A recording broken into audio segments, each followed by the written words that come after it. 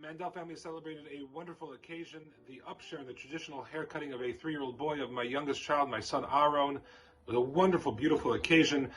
On Sunday morning, we went to the Toronto Cheder, my other son's school. We went to the pre-1A class where the Rabbi there, the teacher, Rabbi Kleiner, gave him a little notebook with a crayon and said, this is your, what he called the bomb kasha notebook. That means whenever he has a bomb question on anything, write it down with your crayon here.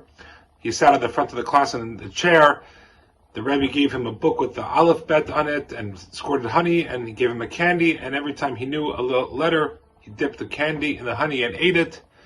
We danced with the whole class. One boy went on tambourine, one boy went on the piano. Rabbi Kleiner was a musician. He went on his guitar, and we sang and danced. Rabbi Kleiner said a story about a boy having a kippah, a yarmulke. It was wonderful. We were there for 30, 45 minutes, and then from there we proceeded to the house of Rabbi Lowy, my teacher here in Toronto, for a blessing, and he cut a snip of hair. And then we came back to my house for a communal celebration where there was a wonderful buffet, and everyone who came took turns cutting part of his hair, and now he looks like a whole new kid. It's an amazing transformation. And I want to share with you what Rabbi Lowy told me at his house. He said, this is a good thing. It's a beautiful occasion. And although it's unnerving a bit when you see a boy who has long, beautiful, flowing golden locks, for 3 years, all of a sudden, it gets cut off, and the transformation, the physical transformation is striking, a little unnerving. It's even hard for me now, a week later, to still look at him. It's like a totally different child. And he said, that's Judaism. Judaism is meant to transform you by will.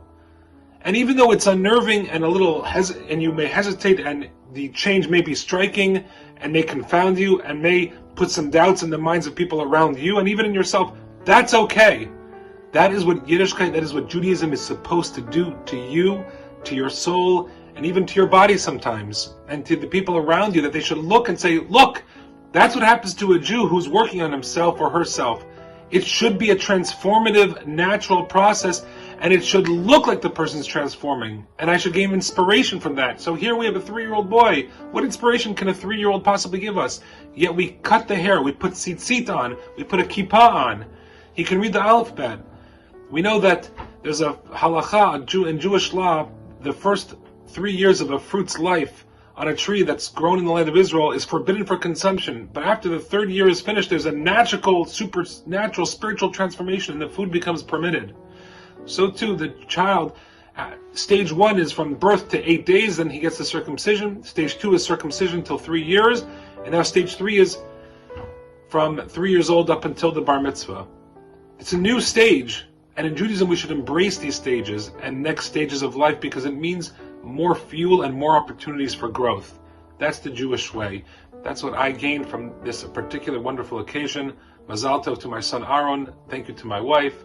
Mazal tov to the community. Thanks to all who participated. We should all merit to have beautiful occasions of transformative growth together. Shabbat shalom.